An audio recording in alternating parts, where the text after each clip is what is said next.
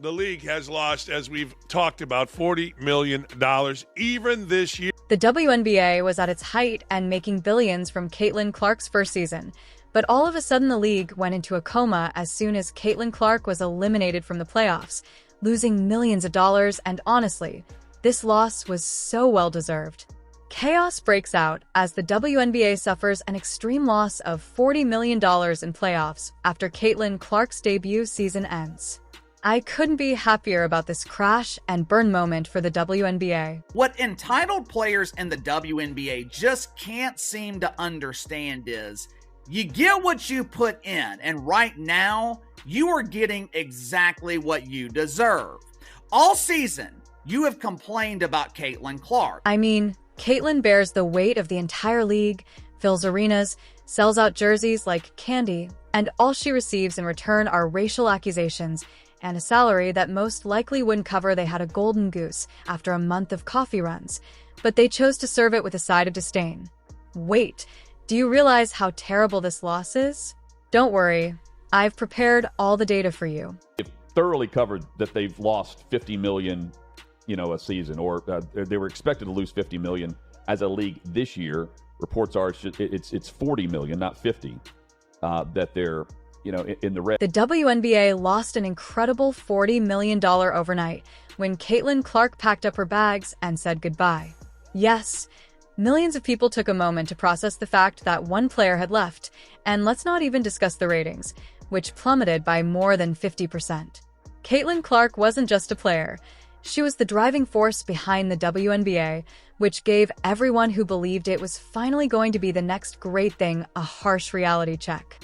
Tumbling off a precipice. All that negativity, it has come back to haunt you, as ticket prices for the WNBA playoffs are damn near being given away for free. And the arenas, yes, those were ghost towns. Do you recall how, during Caitlin's first season, the stadiums were packed like it was some sort of Beyoncé concert? Well, that's no longer the case after she left. It's crazy to consider how, just the year before, fans were swarming in, breaking records left and right, and Caitlin's team drew an absurd 34,715 fans, setting a record that hadn't been surpassed since 2001. However, the moment she left, the excitement vanished more quickly than a duck at a police convention. 6th seed, and in front of the 16th sellout this year. Here's a look at the total attendance, and the Fever are going to be over 200,000 higher than the next highest total attendance in league history. Clarkonomics, my friend, Clarkonomics. And merchandise sales of WNBA items increased by a staggering 61% during Caitlin's rookie season, when everyone was sporting Clark jerseys. That's not just a blip, though. It's a huge launch, and those sales increased even more when Caitlin revealed she was going to Europe. The WNBA seemed to have lost more than just a player. They also lost the goose producing those golden eggs. The arenas were deserted, the crowds vanished, and hit the floor dealers, advertisers, and everyone else were left frantically trying to understand what had happened. An audience of 929,000, ESPN announced, which is 50% less than the Fever's Game 1 against the Sun. But in all honesty, Caitlin wasn't only scoring points, she was also making money for the league. She was the one who made the WNBA a cash cow, selling out arenas, breaking attendance records, and selling jerseys quicker than hotcakes. Caitlin's social media engagement was off the charts with nearly 2 billion views, a fourfold increase from the previous year. She made women's basketball the thing to watch like it was the Super Bowl every time she took the court, and all of a sudden, people who had probably never even seen a WNBA game were glued to their TVs. A little bit of Angel Reese when she played Caitlin Clark, but everybody else playing in 4,000, 5,000 seat arenas until Caitlin Clark came in. Yeah, viewership was up. Yes, they signed a new TV deal, which is going to pump $2 billion into the league, but they're still projected to lose money. When Caitlin joined the league, the WNBA finally began to experience genuine earnings, bringing in millions from ticket sales, sponsorships, and broadcast partnerships. For the first time in a long time, they attracted over 2.3 million fans. Oh, the money flowing in the WNBA made $2 billion. Not only did Caitlin play the game, but she also altered it. turning the WNBA into a lucrative enterprise with record-breaking performance the league had never even imagined. After Clark drew a WNBA record 1.84 million viewers to her first playoff game against the Connecticut Sun on September 22nd while competing with an NFL Sunday, she followed it up with another record audience of 2.54 million viewers for Game 2. The worst part is that the WNBA paid Caitlin peanuts compared to her true value. Is it any surprise that after she looked at Europe, she said, "Yeah, I'll take the paycheck, thanks." The WNBA knew Caitlin's value and wasn't playing around with empty promises.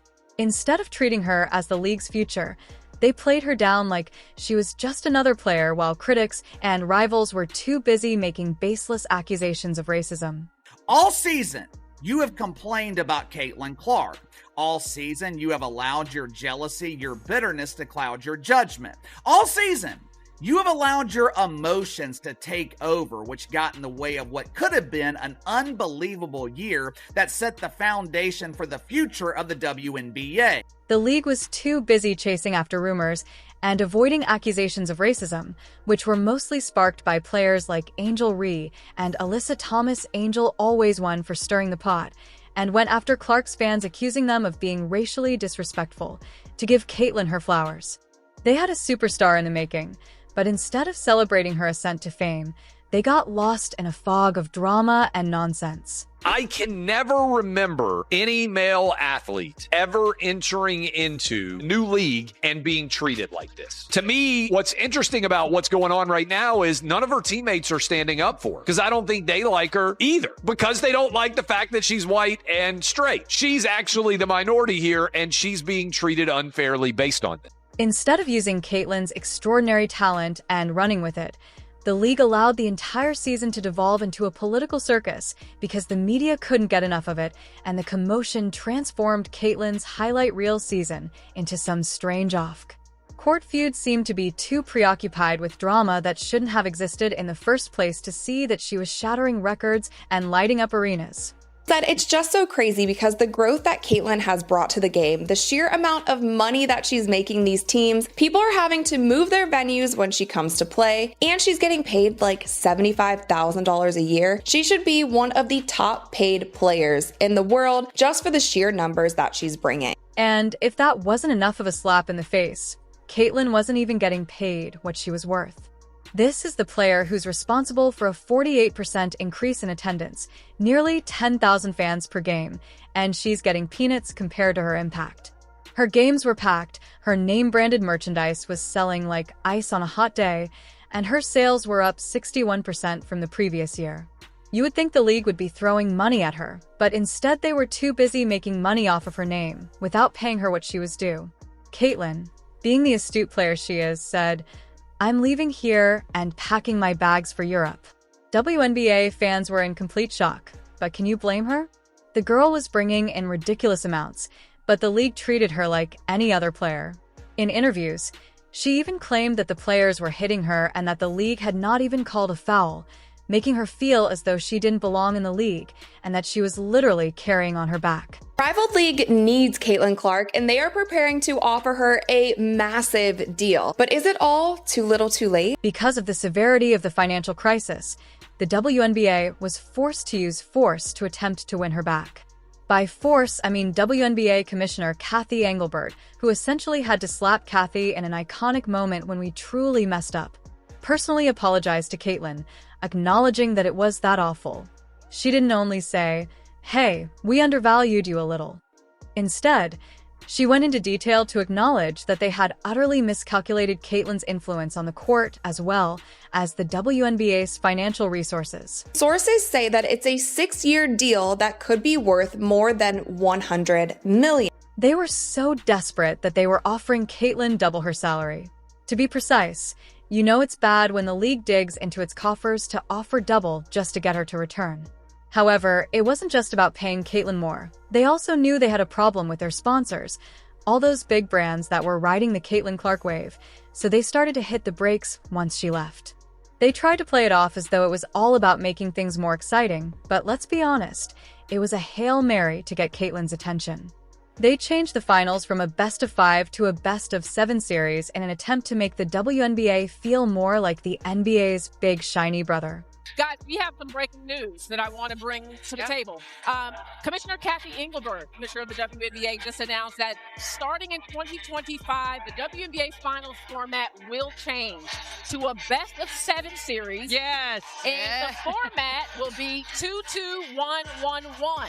In addition to that, the first round, which is already a best-of-3, will change in format to 1-1-1. Yes. But hold on, there's more.